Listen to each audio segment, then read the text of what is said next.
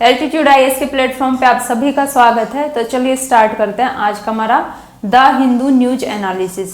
और हमारा news analysis होगा PYQs टू MCQs, यानी प्रीवियस ईयर के क्वेश्चंस अगर संबंधित टॉपिक से पूछे गए तो पहले उनको सॉल्व करेंगे, इसके बाद देखेंगे कि आगे किस तरीके से क्वेश्चन बनाए जाने की संभावनाएं हो सकती हैं। तो चलिए स्टार्ट करते हैं। आज का हमारा फर्स्ट टॉपिक UNFCCC की COP29 से संबंधित है, जो अजरबैजान के बाकू में आयोजित की जा रही है। और आज इसका लास्ट दिन था, हालांकि इसको आगे बढ़ा दिया गया है। क्यों? क्योंकि विकासशील देशों ने जो मसौदा लाया था, ड्राफ्ट लाया था, उससे संबंधित समझौते को अस्वीकार्य पाया है। क्योंकि इसमें एक क्लाइमेट फाइनेंस के लिए प्रावधान था, जिसको NCQs के नाम से जाना जा रहा है, न्यू कलेक्टिव क्वांटिफाइड गोल, यानी नई सामूहिक मात्रात्मक लक्ष्य, हिंदी में इसको बोल सकते हैं। इसके तहत विकसित देश विकासशील देशों के लिए लगभग $250 बिलियन के जलवायु वित्त का प्रस्ताव रख रहे थे। लेकिन अगर कुछ अनुमानों को देखें तो उन्होंने बोला है कि 2030 तक ही अगर हम देखें तो लगभग हमको जलवायु से परिवर्तन से निपटने के लिए $700 बिलियन के आसपास की आवश्यकता होगी। और जो विकसित देशों ने ये $250 बिलियन का रखा है, ये काफी कम राशि है उस हिसाब से। विकसित जो विकासशील देश हैं उन्होंने कंसर्न्स जताए हैं, जैसे कि जो प्रस्तावित वित्त है वो अपर्याप्त है और वितरण के लिए सस्ती शर्तों को की कमी को उजागर करता है। 2035 तक अगर हम देखें तो कम से कम हमको कितना चाहिए, प्रतिवर्ष $1.3 ट्रिलियन की आवश्यकता होगी। तो विकसित देशों को हमको लगभग $1.3 ट्रिलियन देना चाहिए। लेकिन जो डेवलप्ड कंट्रीज हैं उन्होंने भी कंसर्न दिखाया कि ये राशि क्या है, 1 ट्रिलियन की बहुत ज्यादा है, ये स्वीकार्य रूप से उच्च है, ये EU ने कहा है। अभी जो नया ड्राफ्ट है उसमें क्या किया, विकासशील देशों ने कम से कम 1.3 ट्रिलियन वार्षिक तक बढ़ाने का आग्रह किया है राशि को, और 2035 तक प्रतिवर्ष $250 बिलियन योगदान करने की बात की है। PYQs देखें तो 2018 में क्वेश्चन पूछा गया एक पहल से, momentum for change climate neutral now. यह पहल किससे संबंधित है या किसके द्वारा प्रवर्तित की गई है? तो अगर एनवायरनमेंट में कोई पहले शुरू की जाती हैं या कोई ऑर्गेनाइजेशन वो कुछ नया टारगेट रख रहा है तो वो पूछे जाने की संभावना है। जैसे UNFCCC की COP29 में MCQs एक नया कॉन्सेप्ट है तो वो चीज पूछने की संभावना है। ऐसे ही पूछा भी गया 2018 में। तो ये किसकी है? ये है UNFCCC सचिवालय की, यानी जो हमारे जलवायु परिवर्तन से निपटने के लिए UN फ्रेमवर्क है उसके तहत इसको शुरू किया गया है। और ये व्यक्तियों, कंपनियों और सरकारों को शुद्ध शून्य कार्बन उत्सर्जन प्राप्त करने के लिए प्रेरित करती है। उद्देश्य क्या है? तो इसका उद्देश्य जलवायु तटस्थता प्राप्त करने के लिए जलवायु कार्रवाई को प्रेरित करना और प्रदर्शित करना। और UNFCCC जलवायु परिवर्तन से निपटने के लिए फ्रेमवर्क है। अब MCQ न्यू कॉन्सेप्ट है तो इससे पूछे जाने की संभावना है। जैसे फर्स्ट स्टेटमेंट है कि जो नए मात्रात्मक लक्ष्य है, न्यू कलेक्टिव क्वांटिफाइड गोल हैं, इनमें विकसित देशों ने NCQs के लिए 2035 तक 1.3 ट्रिलियन वार्षिक का लक्ष्य प्रस्तावित किया है। तो ये स्टेटमेंट हमारा गलत हो जाएगा। क्यों? क्योंकि विकसित देशों ने नहीं रखा, ये विकासशील देशों ने डिमांड की है कि हमको 2035 तक 1.3 ट्रिलियन का वार्षिक रूप से वितरण किया जाना चाहिए। लेकिन विकसित देश अभी इस पे सहमत नहीं हुए हैं, तो ये स्टेटमेंट हमारा गलत हो जाएगा। सेकंड है, NCQs का मुख्य उद्देश्य विकासशील देशों में समन, अनुकूलन और नुकसान और क्षति के लिए पर्याप्त और पूर्वानुमेय वित्तीय प्रवाह सुनिश्चित करना, यानी कि उनको फाइनेंशियल सहायता देनी है। तो ये स्टेटमेंट सही हो जाएगा कि जलवायु परिवर्तन से निपटने के लिए इसमें वित्तीय प्रवाह सुनिश्चित करता है। थर्ड है, NCQs UNCCD COP16 का एक परिणाम है। क्योंकि अभी UNCCD जो मरुस्थलीकरण से निपटने के लिए UN कन्वेंशन है, उसकी भी COP16 यानी उसकी बैठक 16वें नंबर की बैठक आयोजित की गई है। इस कारण इसको डाला गया है। लेकिन यहाँ हमारा क्या हो जाएगा, गलत हो जाएगा। क्यों? क्योंकि जो NCQZ लाया गया है, ये लाया गया है UNFCCC के COP29 में। तो ये स्टेटमेंट हमारा गलत हो जाएगा। आंसर क्या होगा? केवल 2। तो 1.3 ट्रिलियन का वार्षिक लक्ष्य अंतिम रूप से निर्धारित नहीं हुआ है, ये अभी चर्चाओं का हिस्सा है। इसके अलावा जो थर्ड स्टेटमेंट है वो यूएनसीक्यूज किसके द्वारा लाया गया है, ये यूएनएफसीसीसी के द्वारा लाया गया है, ना कि यूएनसीसीडी के द्वारा। अब अर्थ समिट के बारे में देख लेते हैं। अर्थ समिट, इसी के तहत यूएनएफसीसीसी, यूएनसीसीडी आदि निकल के आए थे या उनका गठन हुआ था। तो अर्थ समिट के बारे में जानना जरूरी है। ये 1992 में हुई थी शिखर सम्मेलन, इसको पृथ्वी शिखर सम्मेलन बोलते हैं, और ये ब्राजील के रियो डी जेनेरियो में आयोजित की गई थी।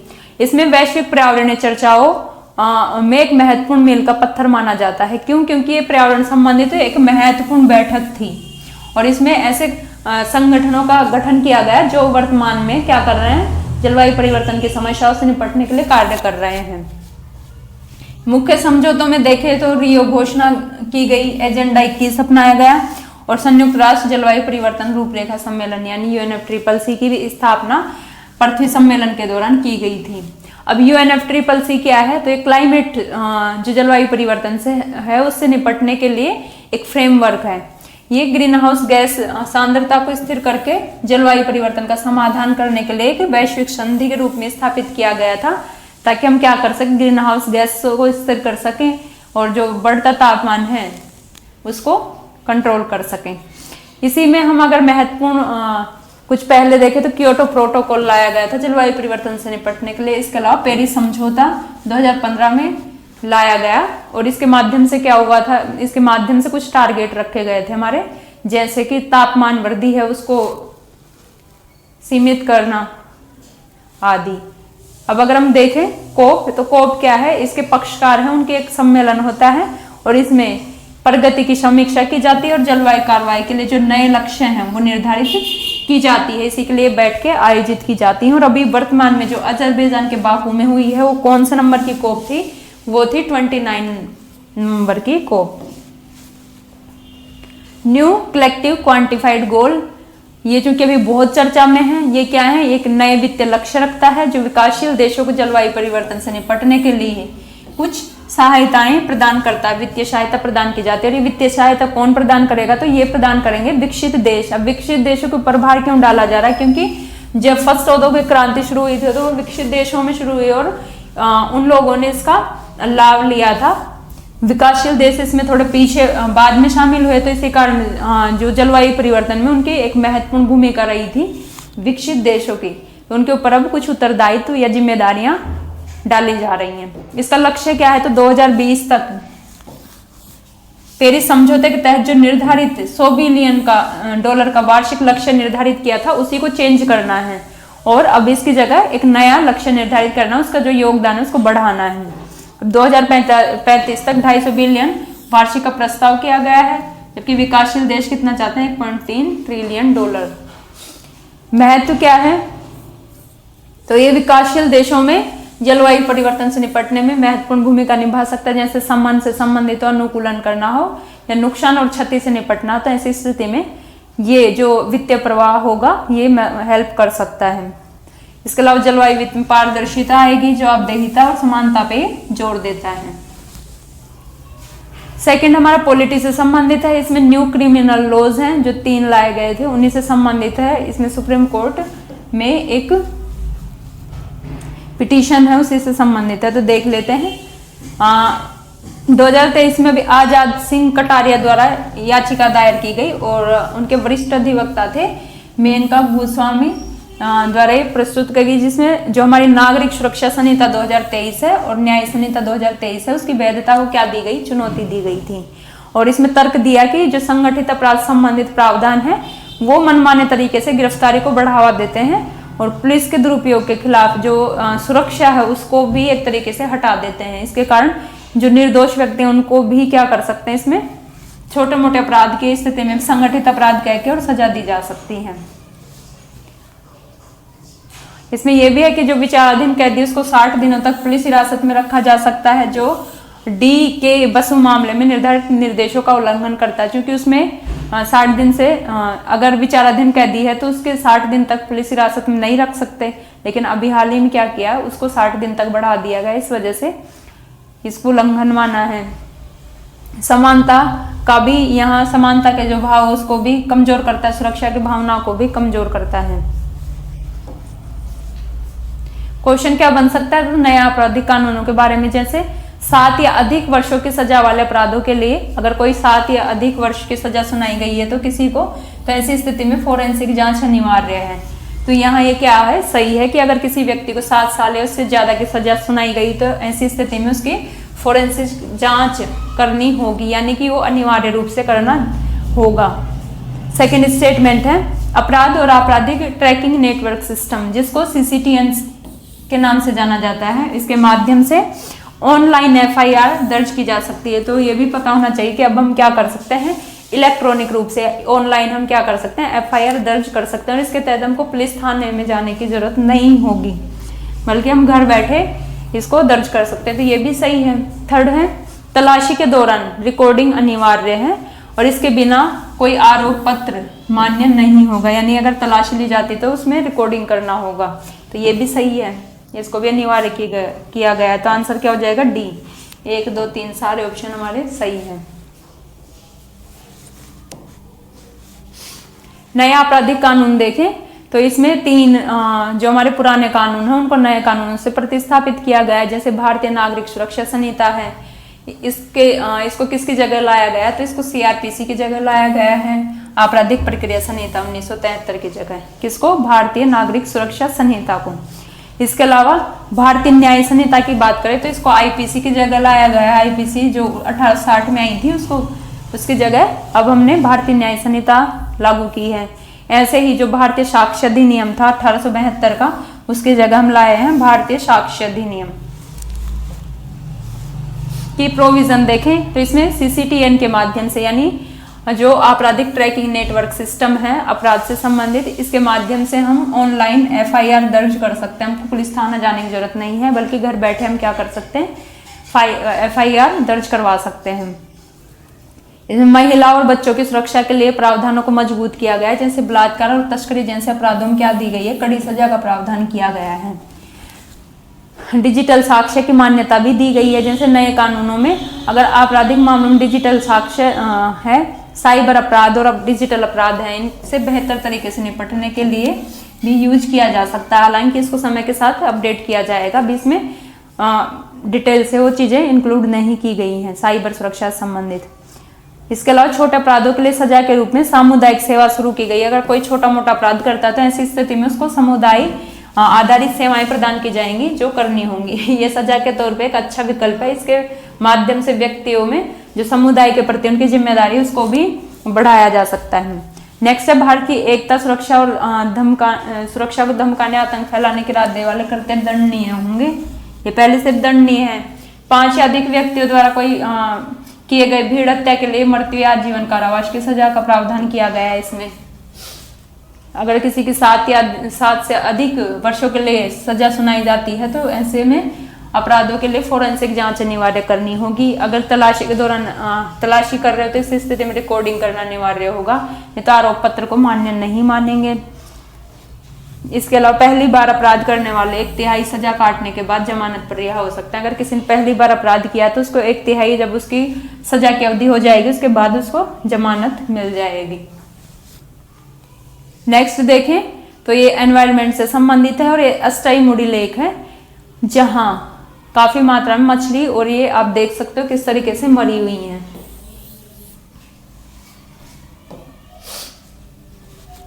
तो जो पारिस्थितिकी तंत्र है उसमें किस तरीके से विघटन देखा जा रहा है इसमें दिखाया गया है। जैसे पोल्यूशन थ्रेट्स हमारे झील और नदी इनके सामने। पोल्यूशन थ्रेट क्या है, औद्योगिक और घरेलू कचरा उसको ऐसे ही छोड़ दिया जाता है जिसके कारण झील और नदियों का पानी प्रदूषित हो रहा है। पोषक तत्वों की अधिक हो रही है जिससे यूट्रिफिकेशन की समस्या देखी जा रही है।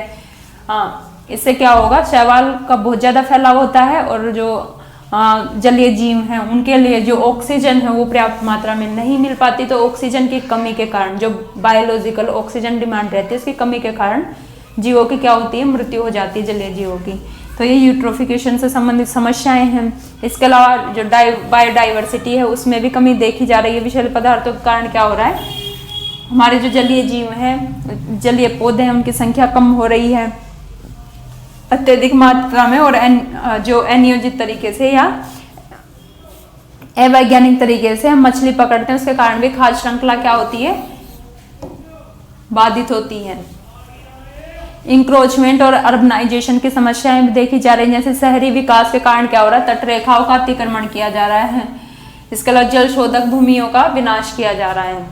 तो ये कुछ समस्याएं हैं। क्लाइमेट चेंज इम्पैक्ट देख लें तो इसमें तापमान वृद्धि और अनियमित वर्षा से जल स्तर इन नदियों का और झीलों का प्रभावित हो रहा है। और वाष्पीकरण भी, अब तापमान वृद्धि से वाष्पीकरण भी ज्यादा होता है, ऐसी स्थिति में जल संकट बढ़ रहा है। इसके कारण वहाँ के जलीय जीव इफेक्ट हो ही रहे हैं। तो ये 2018 में क्वेश्चन पूछा गया था कि कौन सी एक कृत्रिम झील है। फर्स्ट है कोडाईकनाल, सेकंड है कोल्लेरू जो आंध्र प्रदेश में है, थर्ड है नैनीताल जो उत्तराखंड में है, और फोर्थ है रेणुका जो हिमाचल प्रदेश में है। तो इसका आंसर क्या होगा, कृत्रिम झील कोडाईकनाल है जो तमिलनाडु में है, बाकी सारी प्राकृतिक झीलें हैं। तो कोडाईकनाल जो तमिलनाडु में है एक कृत्रिम झील है और 1863 में मदुरई के जो पूर्व कलेक्टर थे उनके द्वारा इसको बनाया गया था। जबकि बाकी जो झीलें हैं वो क्या हैं, प्राकृतिक झीलें हैं। क्वेश्चन क्या बन सकता है, तो अष्टईमुड़ी झील के बारे में मिलान से संबंधित भी पूछे जा सकते हैं जो और झीलें न्यूज में रही हैं या नदी न्यूज में रही हैं। तो जैसे अष्टईमुड़ी झील है वो भारत के किस राज्य में है, तो कौन से राज्य में है, ये है केरल राज्य में स्थित है। अष्टईमुड़ी झील के बारे में देख लेते हैं, केरल के दक्षिणी भाग में स्थित है और अपनी सुंदरता और जैव विविधता के लिए प्रसिद्ध है। इसका जो अष्टईमुड़ी है वो एक मलयालम शब्द है जिसका अर्थ है 8 शंकु, जो झील के आकार को दर्शाता है। एक वेटलैंड है और रामसर संधि के तहत इसको शामिल किया गया है, उसके तहत संरक्षित किया जाता है। ये केरल के कोल्लम जिले में है। विशेषता क्या है, तो अष्ट और मुड़ी के कारण है। और दूसरी सबसे बड़ी बैकवाटर झील है, क्या है कि बैकवाटर झील। जैव विविधता देखें तो मछली, पक्षी और मैंग्रोव वनस्पतियों का घर है। इसके सामने पर्यावरणीय खतरे जैसे झील में प्रदूषण का स्तर, इसके अलावा अतिक्रमण उस क्षेत्र में और जलवायु परिवर्तन से प्रभावित हो रही है। लास्ट का हमारा टॉपिक इकोनॉमिक्स से संबंधित है, क्योंकि हमारा जो फॉरेक्स रिजर्व है उसमें हमने कमी देखी है और ये 4 मंथ के लो पे है, तो इससे संबंधित ये न्यूज है। अब हमारे लिए इंपॉर्टेंट है फॉरेक्स रिजर्व के बारे में जानना। इससे पहले हम क्वेश्चन देख लेते हैं। जैसे विदेशी मुद्रा भंडार के निम्नलिखित घटकों पे विचार करना है और इसमें कौन से शामिल हैं ये बताने हैं। उपयुक्त में से कौन से कथन सही हैं, यानी इसमें कौन सा शामिल है। तो फर्स्ट है विदेशी मुद्रा संपत्तियां यानी फॉरेन करेंसी एसेट्स, तो ये हमारा शामिल होना चाहिए। ये विदेशी मुद्रा भंडार का हिस्सा होता है, फॉरेन करेंसी एसेट जैसे डॉलर हो गया। सेकंड है गोल्ड रिजर्व, तो सोने का भंडार तो 100% क्या होगा, विदेशी मुद्रा भंडार होना चाहिए, क्योंकि सोने को हम एक तरीके से लेन देन में यूज करते हैं। थर्ड है स्पेशल ड्रॉइंग राइट यानी विशेष आहरण अधिकार जो IMF के पास देशों का रहता है, तो ये भी इसका हिस्सा होता है।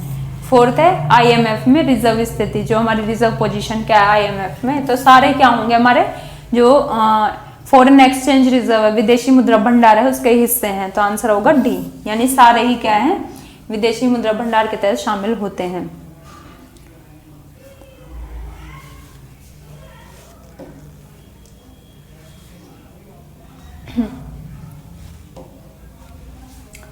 फॉरेन एक्सचेंज रिजर्व यानी विदेशी मुद्रा भंडार। विदेशी मुद्रा भंडार से क्या तात्पर्य है, ये एक देश है उसके केंद्रीय बैंक द्वारा रखी गई होती है, जिसमें विदेशी मुद्राएं, सोना और अन्य रिजर्व शामिल होता है। और ये देश में जो वित्तीय लेन देन होता है दूसरे देश के साथ, जब व्यापार आदि की स्थिति में इसको यूज किया जा सकता है, आपातकालीन स्थितियों में इनका यूज किया जा सकता है। तो विदेशी मुद्रा भंडार क्या है, ये किसी देश के केंद्रीय बैंक द्वारा रखी जाने वाली संपत्तियां होती हैं जो विभिन्न रूपों में रखी जाती है, जैसे विदेशी मुद्राओं के रूप में, सोने के रूप में और अन्य तरीके से रिजर्व करके रखी जाती हैं। अब इन भंडारों का उपयोग कब उपयोग देश की मुद्रा का समर्थन करने के लिए, बाहरी भुगतानों को मैनेज करने के लिए और वित्तीय स्थिरता बनाए रखने के लिए कर सकते हैं। तो इसका यूज क्या है, मुद्राओं का समर्थन करना, देश की मुद्रा का समर्थन करना, अगर बाहरी भुगतान को प्रबंधन करना है तो, और हमारे देश की अगर फाइनेंशियल स्टेबिलिटी रखनी है तो इस स्थिति में इसको यूज कर सकते हैं। अब इसके कंपोनेंट्स क्या क्या हो सकते हैं, इसके तहत क्या क्या शामिल होते हैं। तो फर्स्ट है विदेशी मुद्रा परिसंपत्ति यानी जो करेंसी एसेट्स होती हैं फॉरेन, ये इसमें शामिल होती हैं और ये फॉरेक्स रिजर्व का सबसे बड़ा घटक है। ये भी पूछा जा सकता है कि फॉरेक्स रिजर्व का सबसे बड़ा घटक क्या होता है, तो ये है विदेशी मुद्रा संपत्तियां। तो इनमें क्या क्या शामिल है, इनमें शामिल आपका डॉलर है, यूरो है, आदि जो विदेशी मुद्रा संपत्तियां वो इसमें शामिल होती हैं। यानी विदेशी मुद्राएं जो टॉप 5 है वो शामिल होती हैं। सेकंड है सोने का भंडार। सोना क्या एक महत्वपूर्ण घटक होता है मुद्रास्फीति और मुद्रा के मूल्यह्रास से बचाव के रूप में इसको यूज किया जाता है। तो सोना का जो भंडार रहता है हमारे पास, सोने को जो इकट्ठा करके रखता है आरबीआई, और तो ये भी क्या करती है, हमारे फॉरेक्स रिजर्व महत्वपूर्ण भूमिका निभाती है। इसके अलावा एसडीआर है।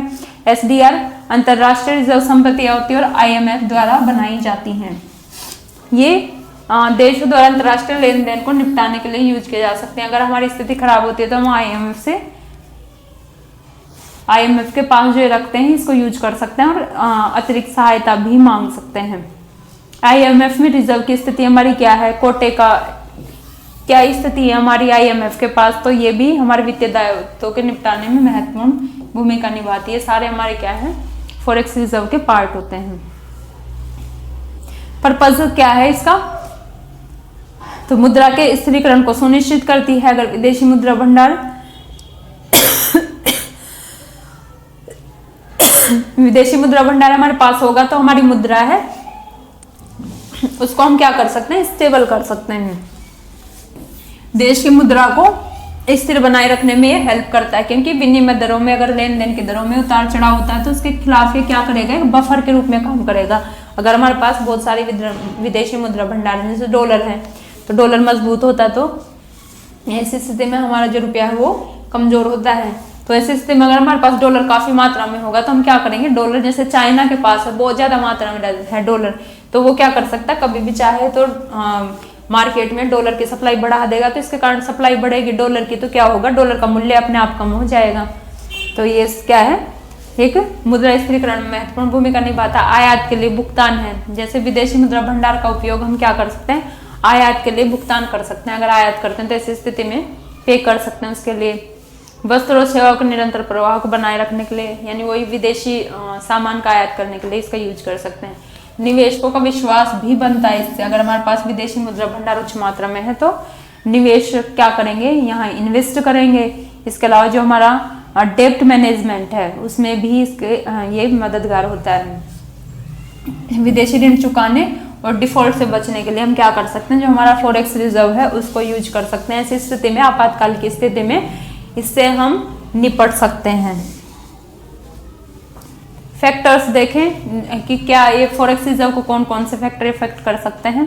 तो व्यापार संतुलन है, जैसे व्यापार संतुलन उसके विदेशी मुद्रा भंडार पे सीधा असर डालता है। अगर हमारा निर्यात ज्यादा है और आयात कम है तो ऐसी स्थिति में हमारे लिए पॉजिटिव है, लेकिन अगर आयात ज्यादा और निर्यात कम है तो ऐसी स्थिति में हमारे लिए घाटे की स्थिति बनती है।